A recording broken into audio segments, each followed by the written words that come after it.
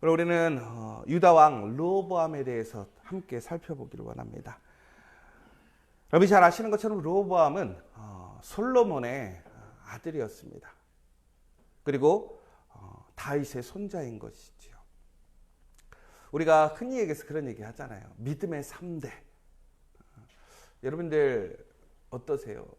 몇 대세요, 믿음에? 우리 사모님 벌써 막 5대 이러시네요. 그런데 제가 예전엔 그런 생각을 했었어요. 믿음의 1대면 어떻고 5대면 어때? 지금의 믿음이 중요하지. 맞아요. 여러분, 아무리 내 아버지가 훌륭한 믿음의 사람이고, 더 나아가서 내 할아버지가 정말 역사적으로, 신앙적으로 큰 획을 그었던 믿음의 사람일지라도, 오늘 내가 믿음이 없으면 아무 의미가 없습니다. 그러나 내가 하나님을 알지 못하다가 정말 하나님의 신실한 은혜로 하나님을 알게 되었고, 하나님을 고백하고 하나님과 동행하고 살아가고 있다면 그 사람은 가장 축복받은 사람이고 또 하나님의 능력을 행할 수 있는 사람입니다. 근데 그럼에도 불구하고 우리가 자라온 삶의 환경과 모습들이 우리 신앙을 다시 바꾸게 되고 혹은 다시 돌아오게 하는 모습을 보게 됩니다. 무슨 얘기냐면, 여러분이 잘 아시는 것처럼 르호보암은 처음 왕이 될 때에 겸손하지 못했습니다. 왜? 모든 것이 다 태어날 때부터 주어져 있었기 때문에 그래요. 그는 무엇인가를 듣기보다는 말하는 것에 익숙한 사람입니다. 왜? 모든 사람들이 르호보암의 이야기를 들어주기 때문에 그렇습니다. 그러나 사람은 항상 말하고만 살 수는 없죠. 듣고 살아야 합니다. 내가 모르는 것이 있을 때 나에게 그것을 가르쳐 줄 사람에게 들어야 되는 것이고, 도움을 줄 수 있는 사람에게 그 이야기를 들어야 한다는 거예요. 종국에는 누군가가 나에게 올바른 길을 인도해 줄 수 있는 올바른 가르침을 이야기해 줄 수 있는 사람이 필요한 것입니다.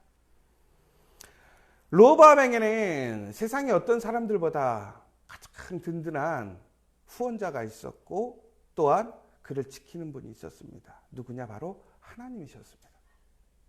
하나님은 다윗을 통해서, 솔로몬을 통해서 르호보암을 지켜주시고 르호보암에게 복을 주시겠다고 약속하셨습니다.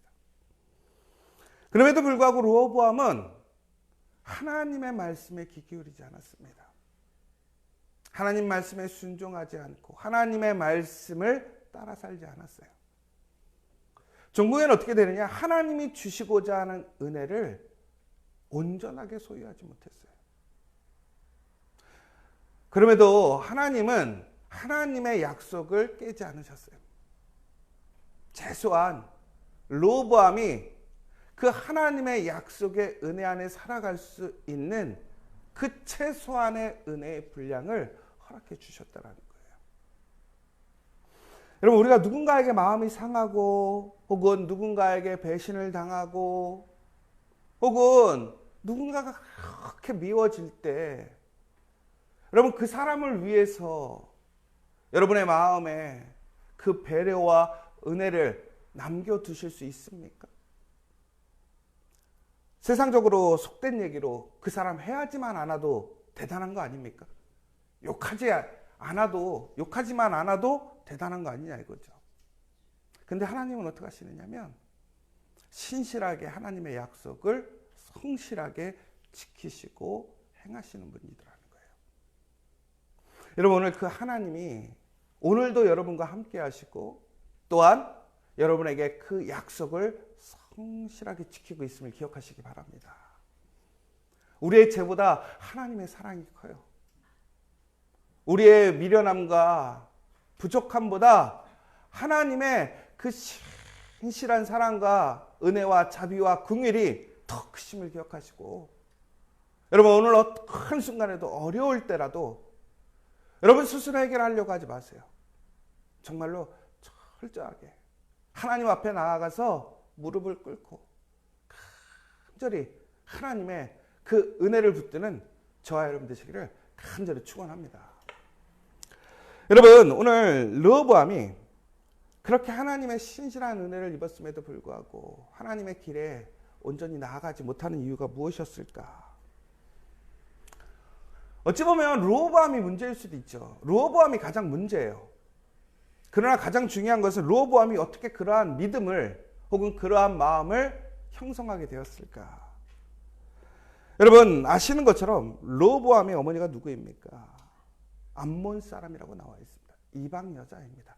결국은 솔로몬은 나라를 부강하게 하고 또한 그의 비전을 실천하기 위해 이방 나라 사람들과 정략 결혼을 하나의 정치적인 수단으로 선택하게 되었습니다. 그런데 그것은 올바른 지혜가 아니었습니다. 실제적으로 이웃과 전쟁을 하지 않고 평화를 얻으면서 상당한 유익을 얻었습니다.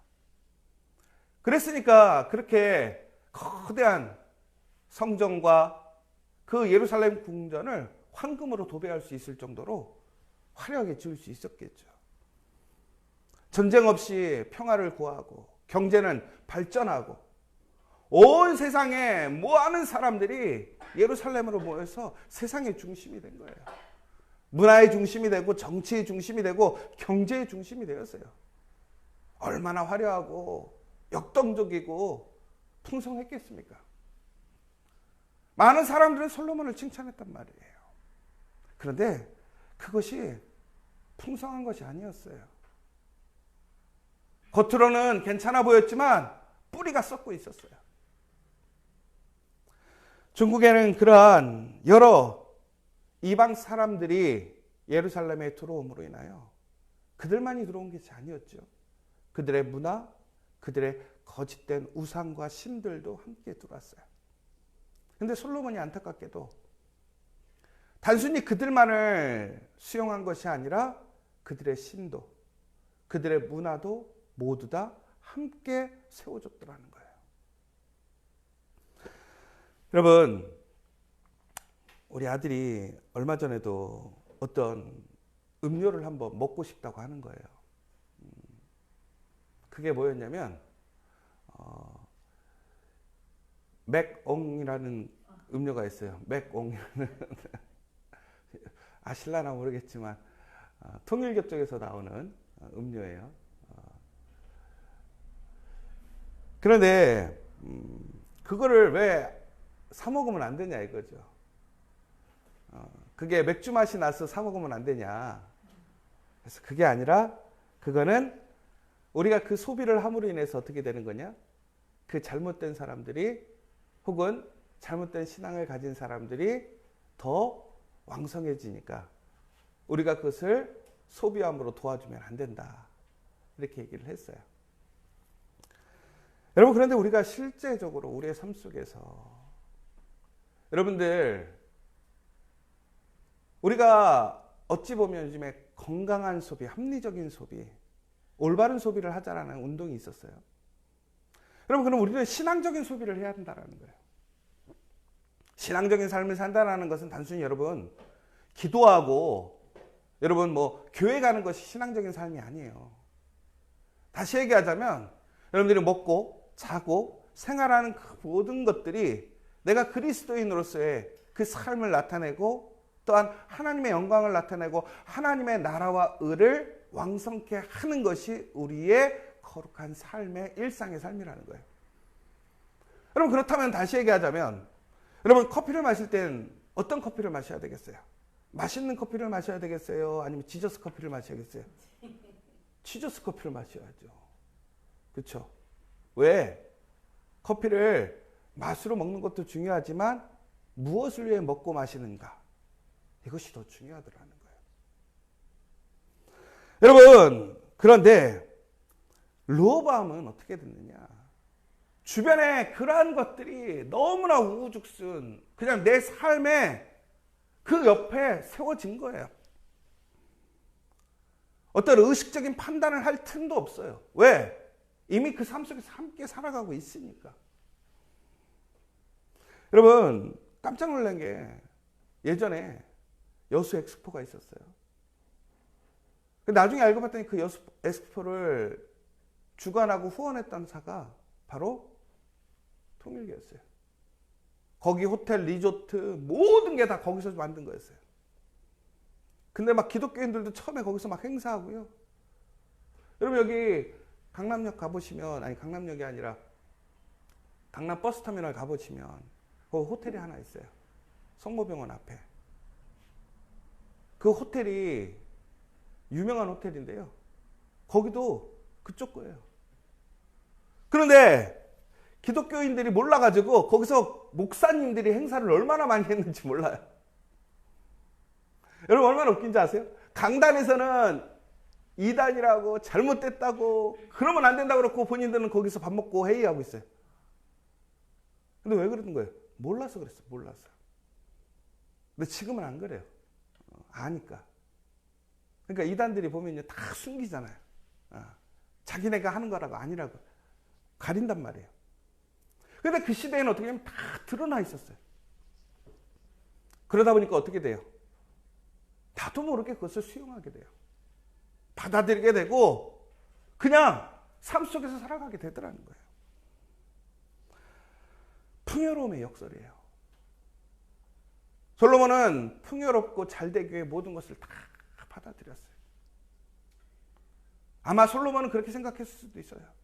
내 믿음이 강건하기 때문에, 내 믿음이 확실하기 때문에 오히려 그 사람들을 변화시킬 수 있을 것이다. 예전에 어떤 한 목사님이 그러셨다고 그러잖아요. 산창가에서 일하는 분들을 전도하기 위해서 내가 그곳에 가야겠다라고 했다가 중국에는 그쪽에 빠져들어 버렸잖아요.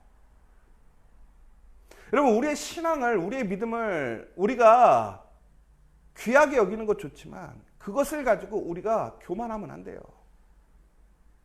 여러분 항상 기억해야 될 게 뭐냐면 우리의 믿음이 강건하고 굳세어도 시험과 환란이 오면 우리 흔들릴 수밖에 없어요. 넘어질 수밖에 없어요. 그러면 어떻게 되느냐? 그러한 시험의 환경을 만들지 말아야 된다는 거예요. 여러분 정말로 하나님의 은혜를 지켜가는 삶이 되고자 한다면 어떻게 되냐? 내 삶의 환경을 바꿔야 돼요. 철저하게 가지치기가 필요하다는 거예요. 여러분 포도도 좋은 포도를 얻으려면 어떡합니까? 그냥 가지를 그냥 다 내버려둬서 포도를 많이 열리게 하면 더 수확이 좋아지고 열매가 좋아질 것 같잖아요. 그렇지 않잖아요. 결국엔 다 잘라내잖아요. 그래서 집중해서 한 포도를 귀하게 만드는 거 아닙니까? 그럼 우리의 신앙과 믿음이라는 그 열매를 온전히 얻기 위해서는 어떻게 해야 돼요? 불필요한 거. 그 영양분을 뺏어 먹어가는 거. 혼란스럽게 하는 것들을 다 잘라내야 돼요. 여러분 그렇다면 여러분들의 삶 속에서 그 믿음을 지켜가고 믿음을 세워가는 데 있어서 그러한 가지치기해야 할 것이 무엇인가를 우리는 분별해갖고 가야 된다는 거예요. 전국에는 어떻게 됐냐면 솔로몬이 르호보암까지 그 문화가 이어지면서 그 시대에는 우상과 이방의 문화가 들어와서 남색하는 자들이 일어났더라는 거예요. 여러분 한 세대 만에 그것이 변해버렸어요. 우리가 어디에 사느냐에 따라서 삶이 달라져요. 저는 그래서 여러분에게 그게 항상 얘기하잖아요. 교회 근처에 사세요. 교회 근처에 사세요. 여러분 진짜로 교회 근처로 이사 오시기 바랍니다. 여러분들 그런 얘기 하잖아요. 아우 용산이 너무 비싸요. 하나님이 복 주실 줄 믿습니다. 여러분 그런데 왜 제가 자꾸 교회 근처로 오라는 줄 아세요? 여러분 교회 근처에 와야 새벽 예배도 나오고 수요 예배도 나오고 주일도 나올 수 있어요. 여러분 거리 때문에 교회 못 나오게 된다면 결국에는 그 시간을 다른 것에 빼앗기게 돼 있어요. 여러분 건강하지 못함으로 교회 나오지 못한다면 하나님께 구해야 돼요. 하나님 건강함을 주십시오. 왜? 교회 나가기 위해. 여러분 재정적으로 어려워서 교회 나가기 어렵다면 하나님께 기도하셔야 돼요. 왜? 교회에 더 가까이 가기 위해서. 그런데 우리는 목적이 달라져요. 왜 물질을 구합니까? 내 삶의 풍요로움과 즐거움과 내 비전을 이루기 위해서 물질을 구하는 것 아닙니까? 여러분 좋은 집에 살려고 하는 것이 무엇입니까? 하나의 자산이 되니까 그런 것 아닙니까? 그것이 아니라 하나님이 목적이 되어야 한다는 거예요. 여러분, 그런데 결국에는 그렇게 살지 못했어요. 그리고 결국에는 그 믿음이 흔들리게 되었어요. 나중에 이제 하나님께서는 그 믿음이 르호보암뿐만이 아니라 이스라엘에게 전파되는 것을 보게 돼요. 여러분, 한 사람의 리더가 그래서 중요한 거예요. 한 집의 가장 영적인 부모가 중요하다는 이유가 그거예요. 그 사람을 통해서 그 집안이 똑같이 영향을 받는 거예요. 여러분, 그런데 그때 하나님께서는 다시 한번 르호보암에 경고하시는 거예요. 애굽왕이 쳐들어왔어요. 시삭이 쳐들어왔어요. 전국은 솔로몬이 그렇게 아름답게 만들었던 금방패들을 다 뺏어 가버렸습니다. 여러분, 얼마나 안타까운 일입니까? 근데 참 이해도 안 되는 게, 여러분, 르호보암에게 애굽은 어떤 나라입니까? 외가 아니에요, 외가? 그런데 세상에는 외가도 뭐가 없어요. 가족도 없어요. 자신의 유익이 먼저라는 거죠. 결국에 모든 것을 다 빼앗겨 버렸는데, 그때 르호보암이 한 게 있어요. 금방패를 무엇으로 바꿉니까? 놋방패로 바꿨다고 되어 있습니다. 이것은 무엇을 상징하는 것입니까? 황금과 같은 시대가 놋으로 바뀌었어요. 쇠퇴를 얘기하는 거예요. 그런데 르호보암은 그 가운데서 그 잃어버린 것들을 무엇으로 대체하냐면 놋으로 바꾸는 거예요. 여러분, 이게 얼마나 안타까운 거예요. 하나님이 복 주신 은혜들을 빼앗기고 그것을 대체해서 우리가 모양만 만들어 놓은 거예요. 여러분, 그렇게 살고 있지 않습니까? 하나님 주신 은혜는 다 빼앗겨버리고 그 모양만 붙들고 있지 않습니까? 요즘 여러분, 교회의 문제가 뭔지 아세요? 이거예요. 하나님의 교회 건물만 남아있으면 결국은 금방패 빼앗기고 놋방패 있는 거랑 똑같아요. 왜 그런지 아세요?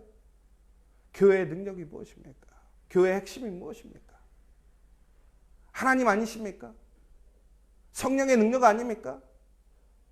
여러분, 우리 공동체 안에 하나님이 계시지 않고 예수 그리스도의 십자가가 있지 않고 부활이 없고 성령이 없다면 그 교회는 아무런 능력이 없는 겉만 번지르한 모양만 비슷한 교회라고 그럴 거예요. 그런데 놀랍게도 르호보암의 삶이 무너지지 않고 이어지는 모습을 보게 돼요. 왜 그런지 아세요? 그가 그러한 상황 속에서 그럼에도 불구하고 예배드리러 가는 모습을 보게 됩니다. 빼앗기고 잃어버렸을 때 그는 하나님께 돌아가 회개하는 모습을 보게 돼요. 그러자 하나님께서는 그를 끝까지 지키시고 그의 약속을 온전히 이루어지게 해주시는 거예요. 그런데 제일 안타까운 게 뭔지 아세요?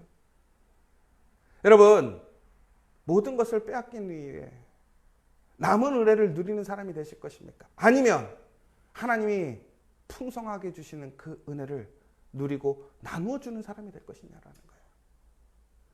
여러분, 그럼에도 불구하고 회개하고 그 하나님의 그 은혜를 붙들고 살아가 하나님의 신실하신 그 말씀으로 살아갈 수만 있다고 해도 그것도 은혜이겠지만, 저는 여러분들이 그 은혜를 빼앗기지 않는 사람들이 되길 원합니다.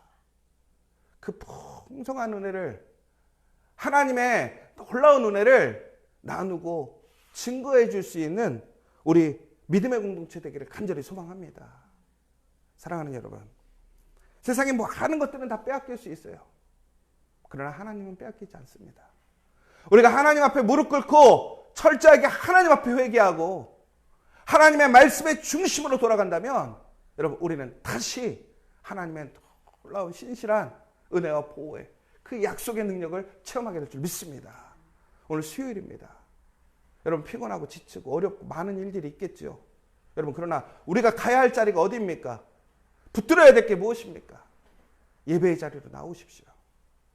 더 나아가서 그 예배의 자리에서 철저히 회개하고 우리의 가지를 치고 하나님의 말씀으로 정금과 같이 새로워지기를 간절히 소망합니다.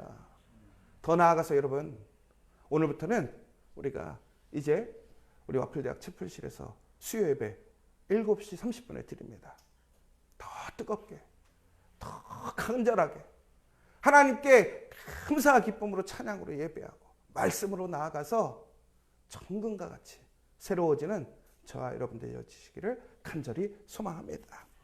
오늘 시간 우리 함께 기도했으면 좋겠습니다. 그럼에도 불구하고 르호보암과 여로보암은 계속된 전쟁을 경험하게 됩니다. 온전한 삶이 바뀌지 않아요. 이게 무슨 얘기냐면요, 하나님께 예배 드릴 때만 회개하고, 그리고 다시 세상으로 가면 세상의 삶으로 돌아가는 거예요. 여러분, 그러면 어떻게 해야 될까요? 더 하나님께 가까이 가야 돼요. 매일매일 하나님께 가십시오. 내가 그렇게 연약하고 부족한 사람이고 시험에 잘 넘어지는 사람이라면 어떻게 해야 돼요? 더 하나님께 기도하러 나가고, 더 하나님을 붙들고 하나님의 말씀으로 가까이 나아가게 돼서 결국은 내 삶을 하나님의 말씀으로 채우고 기도로 채우고 은혜로 채운다면 우리는 그 시험과 유혹 속에서도 담대하게 우리의 신앙과 믿음을 지켜갈 줄 믿습니다.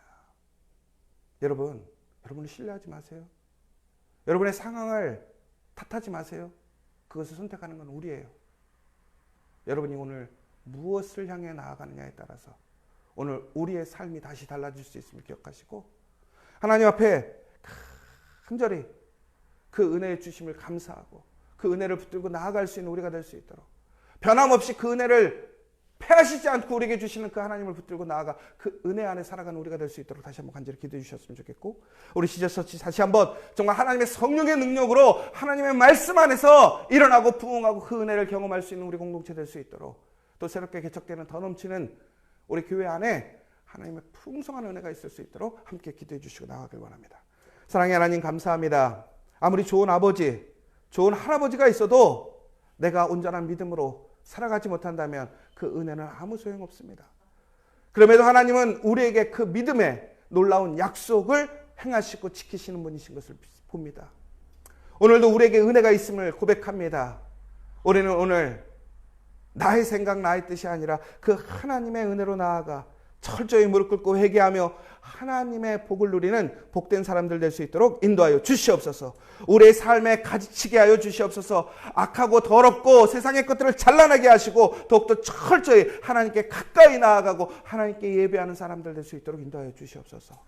그리하여 다시 하나님의 회복의 역사, 은혜의 역사에 살아가는 우리 믿음의 사람들, 우리 믿음의 공동체 될 수 있도록 인도하여 주시옵소서. 예수의 이름으로 기도합니다. 아멘.